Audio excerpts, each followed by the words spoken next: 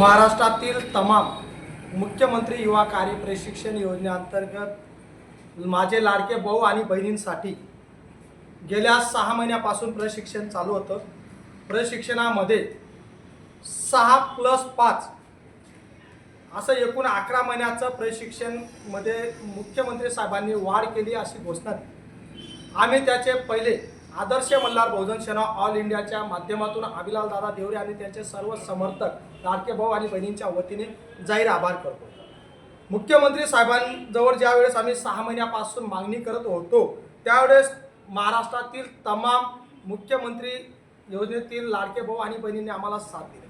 विशेषतः सत्ताधारी आणि विरोधी पक्षाचे आमदार, खासदार, मंत्री यांनी साथ दिली। माननीय अजितदादा पवार यांना मी प्रत्यक्षात अभिलाल देवरे समाधानकारक चर्चा केली। त्यांनी दिलेला शब्द त्यांनी खरा ठरवला। त्यांनी आम्हाला 5 महिन्याची मुदत वाढ करून दिली। साहेबांना आमची एकच विनंती आहे, तुम्ही ज्या ठिकाणी आम्हाला आस्थापनावर दिलं त्याच आस्थापनावर आमचं प्रशिक्षण पूर्ण झाल्यानंतर आम्हाला कायम करा।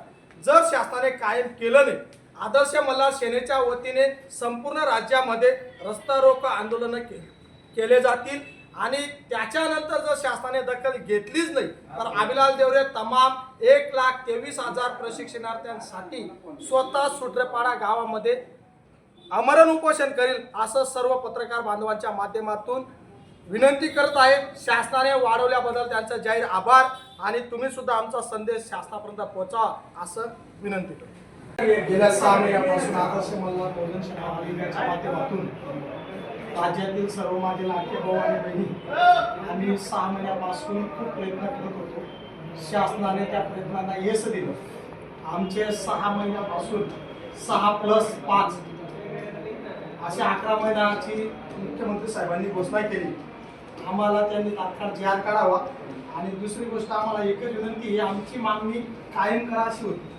आमच्या सर्व लाडके भाऊ आणि बहिणींना महाराष्ट्रातील तमाम 1,23,000 सर्व लोकांना शासनाने कायम करावं।